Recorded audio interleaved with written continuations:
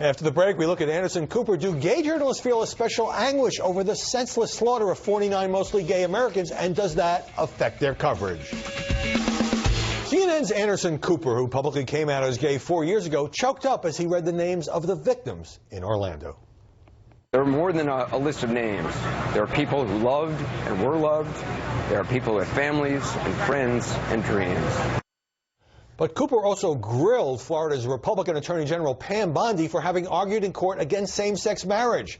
The anchor saying he'd talked to gay people about this. I talked to a lot of gay and lesbian people here yesterday who are not fans of yours and who said that they thought you were being a hypocrite, that you for years have fought, you've basically gone after gay people, said that in court that gay people, simply by fighting for marriage equality, were trying to do harm to the people of Florida, to induce public harm, I believe was the term you used in court. Do you really think you're a champion of the gay community? Let me tell you, when I was sworn in as Attorney General, I put my hand on the Bible and was sworn to uphold the Constitution of the state of Florida. But do you worry about using language accusing gay people of trying to do harm to the people of Florida when doesn't that send a message to some people who might have bad ideas in mind? Anderson, I don't think gay people could do harm to the state of Florida. I took this up with Guy Benson, political editor of townhall.com and a Fox News contributor. Guy Benson, welcome.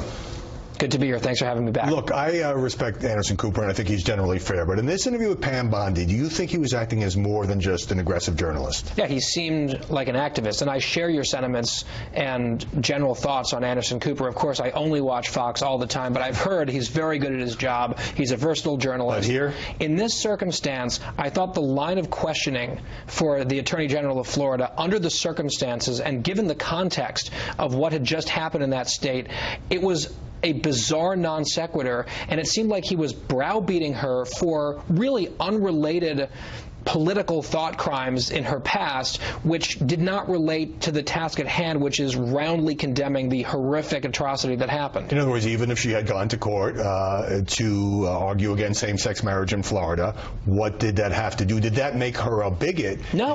Was that the underlying premise of Cooper's questioning? It was, and I think that this is the only way that this line of questioning makes sense is if your underlying assumption is that any opposition to any form of gay rights legislation is rooted in bigotry or hatred.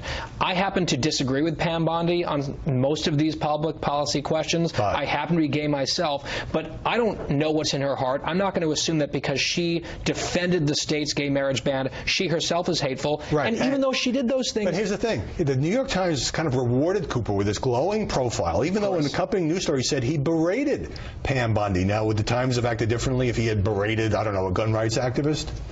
Of course the Times would, because the Times is the Times. But I think overall it is so bizarre that a lot of people don't seem to understand that one can be against gay marriage, for example, and be completely gutted and infuriated and reject in the most forceful terms imaginable violence against gay people. These are two different things. And on that point, I should say that Cooper told the New York Times that I'm not here to push an agenda, and he defended his questioning of Pam Bondi as legitimate. But we've been through a lot of these mass shootings. As a gay man, were you struck in a more personal way that this killer targeted this gay nightclub? Yes. These are gay people targeted because of who they are. They were out carousing with friends, celebrating in what they thought was dancing in a safe area for them, in a culture that has not always been super accepting of gay people, and that's changing, which is a good thing.